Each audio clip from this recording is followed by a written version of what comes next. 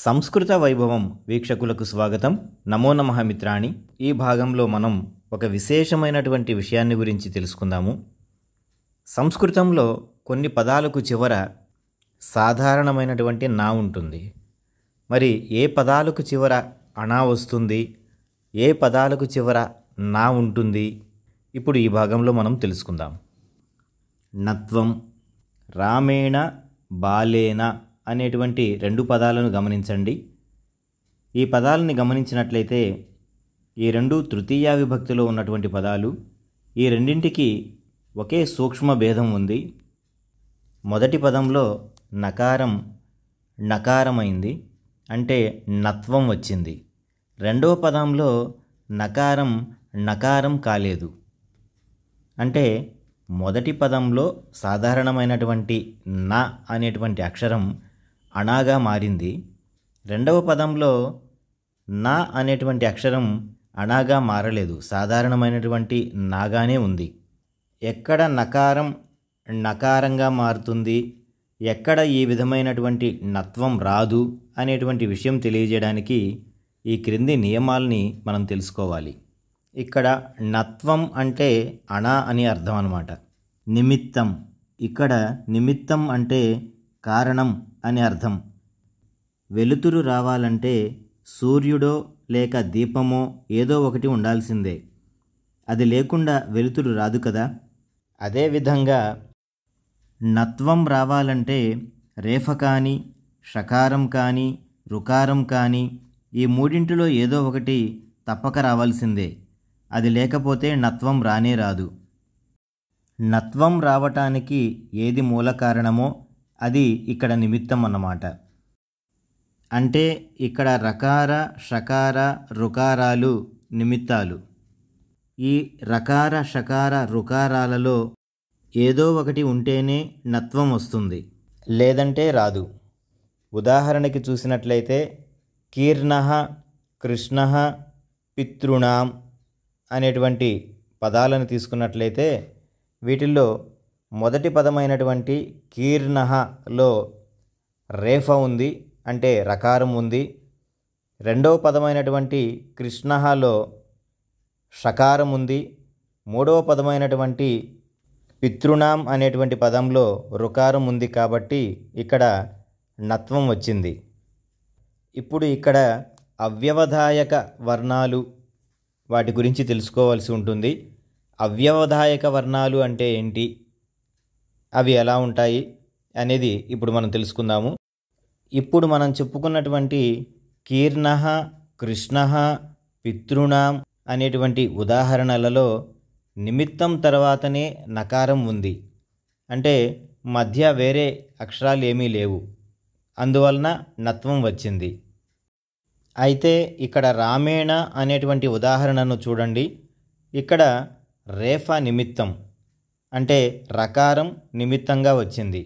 నిమిత్తానికి నకారానికి మధ్యలో ఆ, ఏ అనేటువంటి మూడు వర్ణాలు ఉన్నాయి.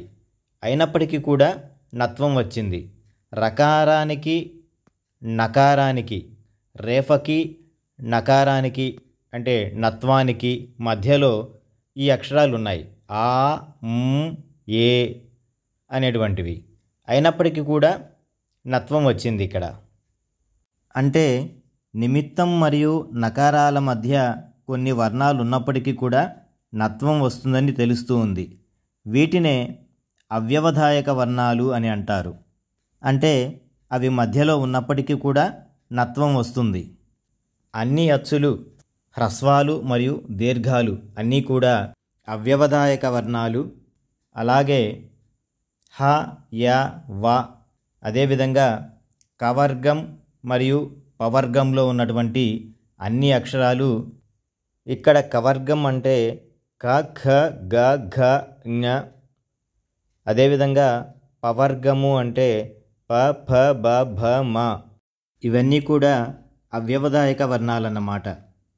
ఇవి కానివి వ్యవధాయక వర్ణాలు. అంటే నిమిత్తం మరియు నకారాల మధ్య పైన తెలుపబడని వర్ణాలలో ఏది ఉన్నా నత్వం రాదు. అంటే ఇవి కాకుండా వేరే వర్ణాలు ఏవి ఉన్నప్పటికీ కూడా నత్వం రాదు అన్నమాట.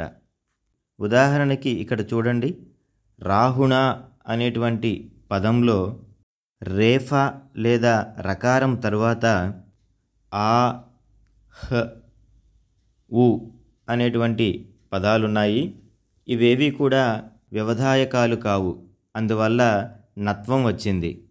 మహారాజేన అనేటువంటి పదాన్ని ఉదాహరణగా తీసుకున్నట్లయితే ఇక్కడ నిమిత్త నకారాలకు మధ్య జకారం ఉండడం చేత నత్వం రాలేదు.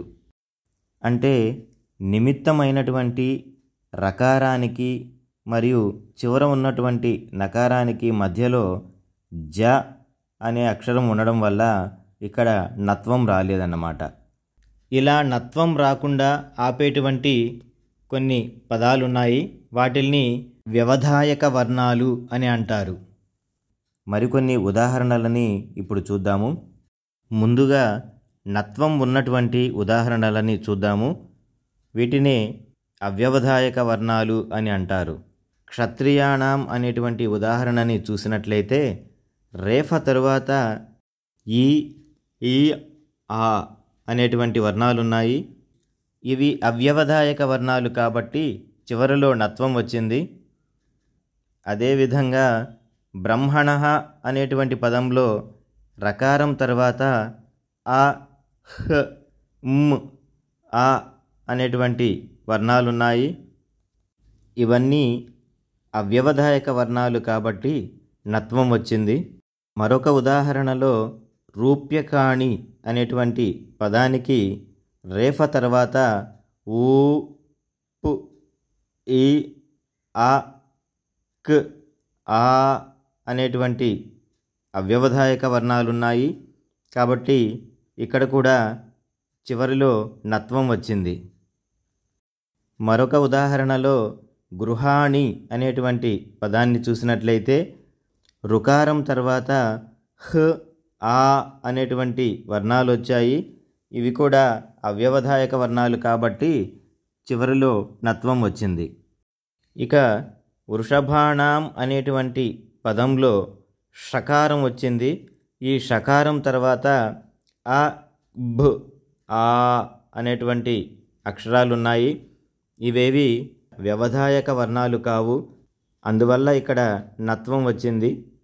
ఇప్పుడు నత్వం లేనటువంటి వ్యవధాయక వర్ణాలను గురించి తెలుసుకుందాము. వాటి యొక్క ఉదాహరణలని ఇప్పుడు చూద్దాం. మారీచేన అనేటువంటి పదాన్ని తీసుకున్నట్లయితే ఇక్కడ రేఫ తర్వాత చ్ అనేటువంటి అక్షరం ఉంది. ఇది వ్యవధాయక వర్ణం కాబట్టి చివరిలో సాధారణమైనటువంటి నా వచ్చింది, నత్వం రాలేదు. మరొక ఉదాహరణ అయినటువంటి రశ్మిన అనేటువంటి పదాన్ని తీసుకున్నట్లయితే ఇక్కడ రేఫ తర్వాత ష్ అనేటువంటి అక్షరం వచ్చింది. మరి ఇది వ్యవధాయక వర్ణం కాబట్టి చివరిలో నా అనేటువంటి సాధారణమైనటువంటి నా వచ్చింది, నత్వం రాలేదు.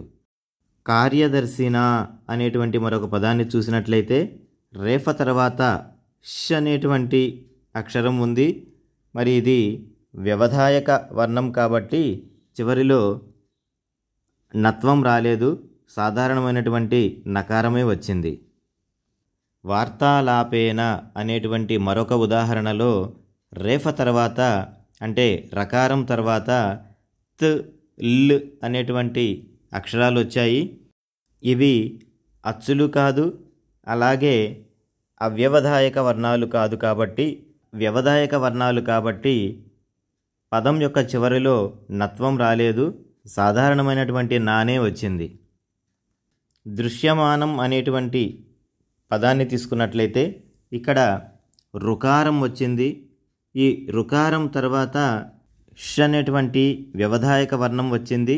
ఇక్కడ కూడా అచ్చులు ఏమీ రాలేదు కాబట్టి ఇక్కడ చివరిలో నత్వం రాలేదు, సాధారణమైనటువంటి నా అనేటువంటి అక్షరమే వచ్చింది ఇక్కడ.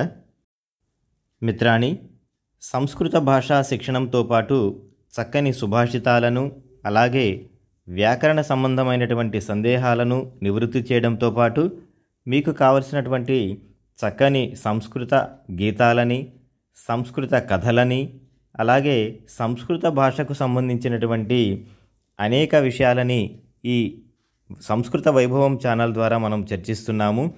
ఈ వీడియో కనుక మీకు నచ్చినట్లయితే తప్పకుండా సంస్కృతం నేర్చుకుంటున్నటువంటి మిత్రులందరికీ, అదేవిధంగా సంస్కృత అభిమానులకి అందరికీ కూడా వీటిని షేర్ చేయండి.